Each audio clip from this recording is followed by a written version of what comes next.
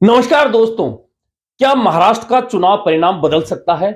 दरअसल इस तरह की संभावना तो नहीं है, लेकिन आशंकाएं जरूर जताई जा रही हैं।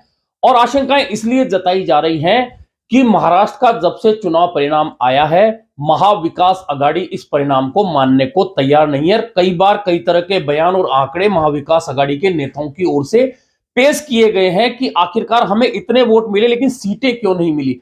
अब इस मामले को लेकर सुप्रीम कोर्ट में जाने की तैयारी हो गई है।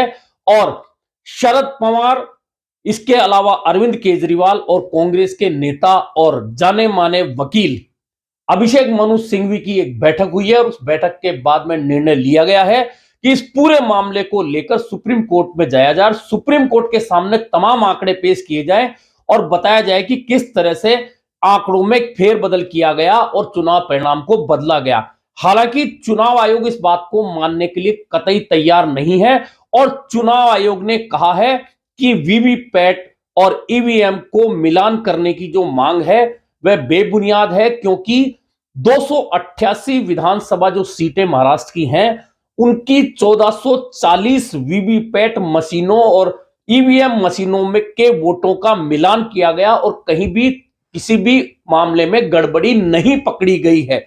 हालांकि जिस दिन से परिणाम आया उस दिन से कई इस तरह के मामले सामने आए हैं कि मेरे घर के 4 वोट लेकिन मेरे निकले 2।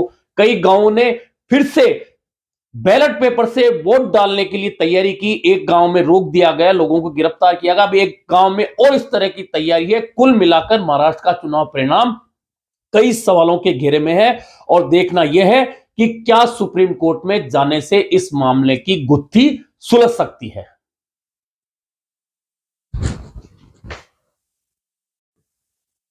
हालांकि सवाल तो हरियाणा के चुनाव परिणामों पर भी उठे थे और कांग्रेस सहित विपक्षी दलों ने मांग की थी कि हरियाणा में आखिरकार ऐसा क्या हुआ कि जनता के इतने विरोध के बावजूद, किसानों के इतने विरोध के बावजूद भाजपा की सरकार रिपीट कर गई और कांग्रेस जो जीतती हुई दिख रही थी, तमाम एग्जिट पोलों में जीतती हुई दिख रही थी, वह चुनाव आखिरकार हार कैसे गई उस पर भी अभी तक सवाल यों की यों है। हालांकि चुनाव आयोग ने और भाजपा ने इन तमाम सवालों को नकार दिया था और कहा था कि ये सब सवाल हैं वे निराधार है। लेकिन महाराष्ट्र में जिस तरह से परिणाम बदला और वेव चली भाजपा और एमबीए जिस तरह से बुरी तरह से हारा, उसके बाद में उन चुनाव परिणामों पर सवाल उठे, चुनाव आयोग की कार्यप्रणाली पर भी सवाल उठे। अब देखना यह है कि क्या सुप्रीम कोर्ट इन सवालों के जवाब खोजने में सफल होगा।